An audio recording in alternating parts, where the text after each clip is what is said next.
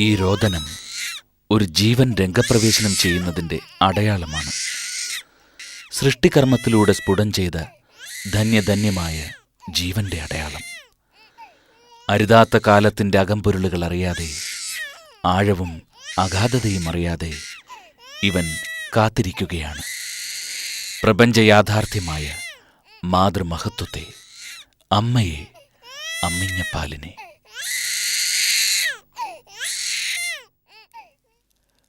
പക്ഷേ ദൈവത്തിൻ്റെ ദാനമായ ഈ കുഞ്ഞുങ്ങൾ തെരുവോരങ്ങളുടെ കനിവിലേക്ക് വലിച്ചെറിയപ്പെടുകയാണോ ഇന്ന്?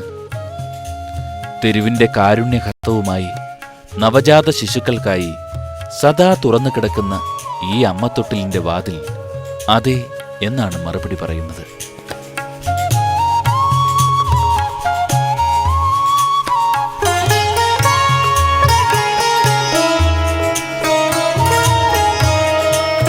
ഇത് സംസ്ഥാന ശിശുക്ഷേമ സമിതിയുടെ അമ്മത്തൊട്ടിൽ. മാതാപിതാക്കളാൽ ഉപേക്ഷിക്കപ്പെടുന്ന പൊന്നോമനകൾക്ക് ജീവനും സത്യവും മാർഗവുമായി തീരുകയാണ് ഈ സ്നേഹത്തൊട്ടിൽ. ഈ കുഞ്ഞുങ്ങൾ അമ്മത്തൊട്ടിലിൻ്റേതാണ്. അമ്മ ഏതെന്നറിയാത്ത, അച്ഛനേതെന്നറിയാത്ത, സ്വന്തം ബന്ധുക്കൾ ഏതെന്നറിയാത്ത ഇവർ ലോകത്തിൻ്റെ കാരുണ്യത്തിനായി കാത്തിരിക്കുകയാണ്. ഇവരുടെ ജാതി ഏതാണ്, മതമേതാണ്, വംശപാരമ്പര്യമേതാണ് അറിയില്ല. എന്തിന്, ഇവരുടെ ജന്മനാൾ പോലും അമ്മത്തൊട്ടിലിലെ അധികാരികൾ നിശ്ചയിക്കുന്നതാണ്. കാലം അനാഥരെന്ന് മുദ്രകൊത്തുന്ന ഈ കുരുന്നുകളെ ഈ ദുർവിധിയിലേക്ക് തള്ളിയിട്ടത് ആരാണ്?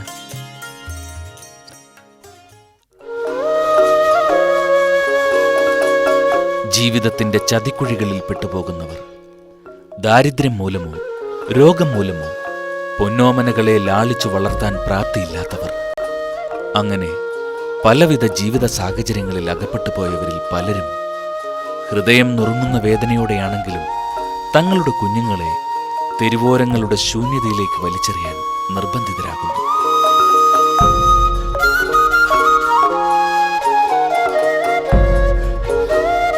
പാതയോരങ്ങളിൽ, അഴുക്കുചാലുകളിൽ, വിജനതകളിൽ നൊന്തുപെറ്റ മക്കളെ വലിച്ചെറിയുന്നവരുടെ തുടർക്കഥകൾ നമ്മെ ചുട്ടുപൊള്ളിക്കാൻ തുടങ്ങിയപ്പോഴാണ് സംസ്ഥാന ശിശുക്ഷേമ സമിതി അമ്മത്തൊട്ടിൽ എന്ന ആശയത്തിന് രൂപം നൽകിയത്. കേരള സംസ്ഥാന ശിശുക്ഷേമ സമിതിയുടെ ആസ്ഥാനത്ത് സ്ഥാപിച്ചിരിക്കുന്ന അമ്മത്തൊട്ടിൽ ഇന്ന് കേരളത്തിൽ മാത്രമല്ല ഭാരതത്തിൽ മൊത്തം ഒരു കൗതുകവും അത്ഭുതകരവുമായിട്ടാണ് ആൾക്കാർ വീക്ഷിക്കുന്നത്. മറ്റ് പല സംസ്ഥാനത്തും ഇത് സ്ഥാപിക്കുവാനായിട്ടുള്ള നടപടികൾ എടുക്കുന്നതിന് വേണ്ടി ഇതിൻ്റെ പ്രവർത്തനത്തെക്കുറിച്ചുമൊക്കെ ഇവിടെ അന്വേഷണങ്ങൾ വരുന്നുണ്ട്. അമ്മത്തൊട്ടിൽ സ്ഥാപിക്കുവാൻ ഒരു പ്രത്യേക സന്ദർഭം തന്നെ ഉണ്ടായിരുന്നു. കോഴിക്കോട് ബസ് സ്റ്റാൻഡിൽ വെച്ച് മരിച്ച് ഒരു കുഞ്ഞിനെ കാണുവാനിടയായി. അപ്പോൾ ശിശുക്കളുടെ ക്ഷേമത്തിന് വേണ്ടി പ്രവർത്തിക്കുന്ന സമിതിക്ക് ആ കാര്യത്തിൽ എന്തെങ്കിലും ചെയ്യുവാൻ സാധിക്കുമോ എന്നതിനെക്കുറിച്ച് ഒരു അന്വേഷണം നടത്തിയിട്ടാണ് കുറച്ചധികം പ്രയത്നം എടുത്ത് ഇങ്ങനെ ഒരു അമ്മത്തൊട്ടിൽ ഇവിടെ സ്ഥാപിച്ചത്. ഇവിടെ അമ്മയ്ക്ക് നൊന്തുപെറ്റ കുഞ്ഞിനെ ക്രൂരമായി ഉപേക്ഷിക്കേണ്ടി വരുന്നു എന്ന പശ്ചാത്താപ ചിന്ത വേണ്ട. ആധുനികത തെരുവു മക്കൾക്ക് മേൽ മാതൃബോധത്തിന്റെ തണൽ വൃക്ഷം ചമയ്ക്കുകയാണ് ഈ അമ്മത്തൊട്ടിലിലൂടെ.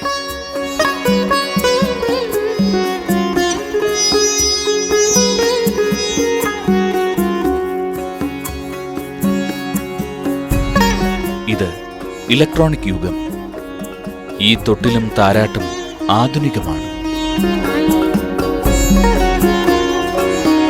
ഒത്തുകളിക്കാൻ കൂട്ടുകാരും കളിപ്പാട്ടങ്ങളും, കണ്ണെഴുതി പൊട്ടുതൊടാൻ ആളും അഭയവും ഇവിടെ എപ്പോഴും ഒരുങ്ങിയിരിക്കുന്നു. ഇവിടെ തന്നെ പ്രവർത്തിക്കുന്ന ഡേ കെയർ സെന്ററിൽ മറ്റു കുട്ടികൾക്കൊപ്പം അഡോപ്റ്റ് ചെയ്യപ്പെടുന്ന കുട്ടികൾ കഥയറിയാതെ കളിച്ചും രസിച്ചും ജീവിക്കുന്നു.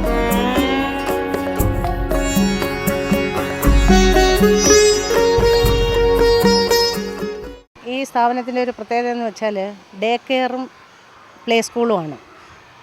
1 വയസ്സ് മുതൽ 3 വയസ്സ് വരെയുള്ള കുട്ടികളെ ഡേ കെയറിലും 3 വയസ്സ് തൊട്ട് 4 വയസ്സ് വരെയുള്ള കുട്ടികളെ പ്ലേ സ്കൂളിലുമാണ് ഇരുത്തുന്നത്. കളിയിൽ കൂടിയുള്ള വിദ്യാഭ്യാസം മാത്രമാണ് 4 വയസ്സ് വരെയുള്ള കുട്ടികൾക്ക് കൊടുക്കാറുള്ളത്. നമ്മൾ രാവിലെ 9:30 മുതൽ 5 മണി വരെയാണ് ഇവിടുത്തെ പ്രവൃത്തി സമയം. കുട്ടികളുടെ സ്വഭാവ രൂപീകരണത്തിനും ശാരീരികമായ വികസനത്തിനും ബുദ്ധി വികാസത്തിനുമുള്ള എല്ലാ കാര്യങ്ങളും ഞങ്ങളുടെ ഈ ബാലവാടിയിലും ക്രഷിലുമായിട്ട് കിട്ടുന്നുണ്ട്. കുട്ടികളുമായിട്ട് കഴിയുന്ന ഈ ഒരു സമയം വളരെ സന്തോഷം. എത്ര വീട്ടിൽ ബുദ്ധിമുട്ടുണ്ടെങ്കിലും രാവിലെ 9 മണിക്ക് ഈ നഴ്സറി വന്ന് വൈകിട്ട് 5 മണിക്ക് പോകുന്നത് വരെ ഞങ്ങൾ വളരെ ഹാപ്പിയാണ്. വീട്ടിലെ കാര്യം ആലോചിക്കത്തില്ല, നമ്മുടെ മറ്റൊരു ചുറ്റുപാടും ആലോചിക്കില്ല. കുട്ടികളും ഞങ്ങളുടെയും കുട്ടികളുടെ ഒരു ലോകമാണ് ആ സമയം. തൊട്ടിലിൽ കുഞ്ഞിനെ ഉപേക്ഷിക്കാൻ എത്തുന്നവർക്ക് ശിശുക്ഷേമ സമിതി ചില മുന്നറിയിപ്പുകൾ കൊടുക്കുന്നുണ്ട്. ശിശുക്ഷേമ സമിതിയുടെ അമ്മ തൊട്ടിലിലേക്ക് സ്വാഗതം. കുട്ടി സമിതിയിൽ സുരക്ഷിതമാണ്. കുട്ടിയെ ഉപേക്ഷിക്കുന്നതിന് മുൻപ് ഒന്നുകൂടി ചിന്തിക്കാനായി ഉപദേശിക്കുന്നു. പിന്നെ അമ്മ തൊട്ടിലിൽ ഒരിക്കൽ കുട്ടിയെ ഉപേക്ഷിച്ചാൽ പിന്നീട് തിരിച്ചു കിട്ടുകയില്ല എന്ന സത്യവും.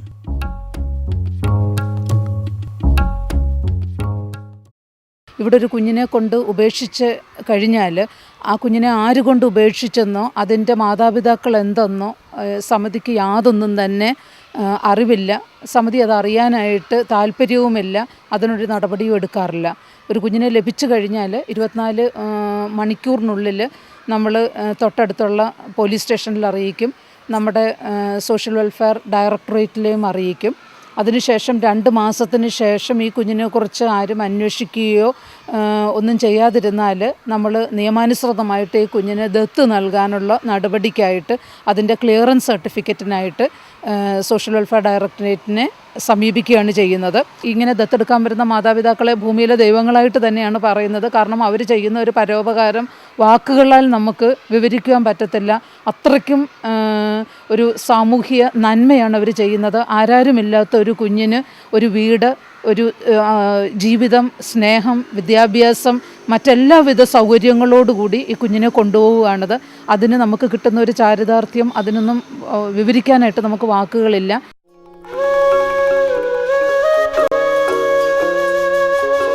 ഓർക്കുക, ജീവിതം പാതി വഴിയിൽ വെച്ച് നിങ്ങളുടെ പൊന്നോമനയുടെ നെറുകയിൽ ചവിട്ടിത്തള്ളാൻ നിങ്ങളെ നിർബന്ധിതയാക്കുകയാണെങ്കിൽ അരുത്. തെരുവിൻ്റെ കനിവിലേക്ക് അവനെ വലിച്ചെറിയരുതേ. ഇവിടെ നിങ്ങൾ തികച്ചും സുരക്ഷിതയാണ്, നിങ്ങളുടെ പൊന്നോമനയും. ഈ തൊട്ടിലിൻ്റെ ചവിട്ടുപടികൾ നിങ്ങളെ സമൂഹത്തിന് മുന്നിൽ കുറ്റവാളിയാക്കുന്നില്ല. തൊട്ടിലിലേക്ക് കുഞ്ഞിനെ കിടത്തിക്കഴിഞ്ഞാൽ ആരും അറിയാതെ മാന്യതയുടെ മൂടുപടവുമായി നിങ്ങൾക്ക് പിൻവാങ്ങാൻ സമയമുണ്ട്. തൻ്റെ കുഞ്ഞുമായി അമ്മയ്ക്കുള്ള പൊക്കിൾക്കൊടി ബന്ധമെന്ന പ്രാപഞ്ചിക സത്യം മറത്തുമാറ്റുന്ന വിലാപം പോലെ അലാറം അടിക്കാൻ തുടങ്ങുമ്പോഴേക്കും നിങ്ങൾക്ക് പുതിയ വഴികളിലേക്കുള്ള പ്രയാണം തുടങ്ങാം. 2002 നവംബറിനാണ് സംസ്ഥാന ശിശുക്ഷേമ സമിതി അമ്മ തൊട്ടിൽ എന്ന ആശയത്തിന് തുടക്കം കുറിച്ചത്. 2002 ഒരാൺകുട്ടിയും 4 പെൺകുട്ടികളും തൊട്ടിലെത്തി. 2003 ഇത് യഥാക്രമം 12ഉം 17ഉമായി വളർന്നു. 2004 ആയപ്പോഴേക്കും 4 ആൺകുട്ടിയും 9 പെൺകുട്ടിയും എന്ന നിലയിലേക്ക് ഇത് കുറഞ്ഞു.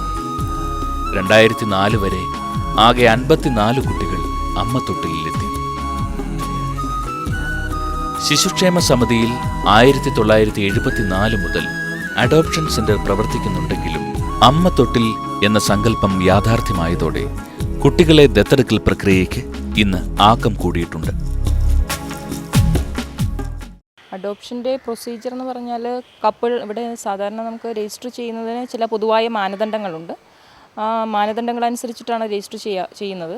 അതിലിപ്പോൾ 45 വയസ്സ് കഴിഞ്ഞാൽ പിന്നെ നമുക്ക് 1 വയസ്സിന് താഴെയുള്ള കുട്ടികളെ കൊടുക്കാൻ പറ്റില്ല.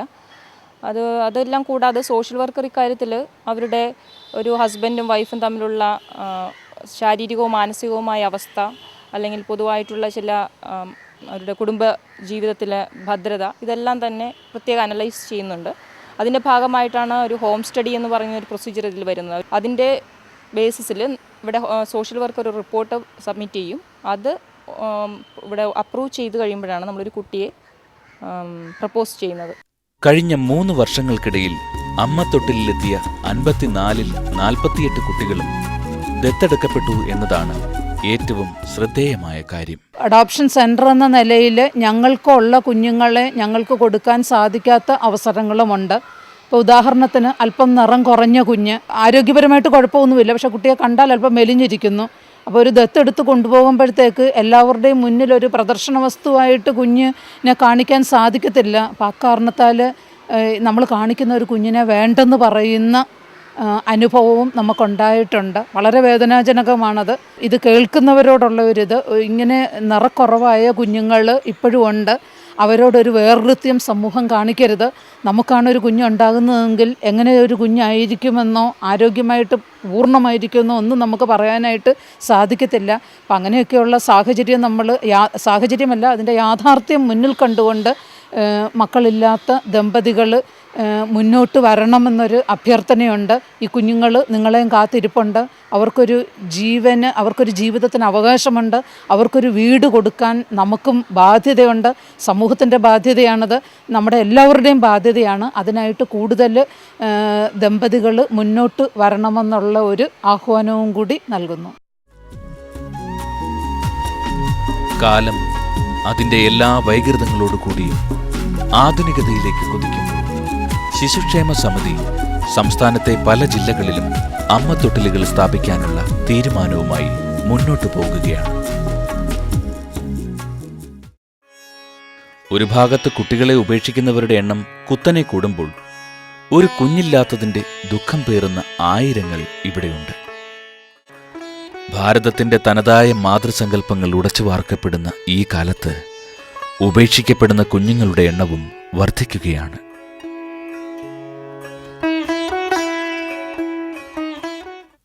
നിങ്ങളുടെ കുട്ടിയെ ഉപേക്ഷിക്കുന്നതിന് മുൻപ് നിങ്ങളൊന്ന് ചിന്തിച്ചു നോക്കൂ.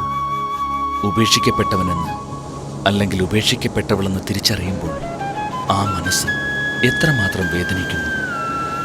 നാം എല്ലാം അനുഭവിച്ച മാതൃത്വം നിഷേധിക്കുക വഴി ആ മനസ്സിലുണ്ടാകുന്ന ദുഃഖത്തിൻ്റെ ആഴം എത്രയാണെന്ന് നിങ്ങൾ ചിന്തിച്ചിട്ടുണ്ടോ?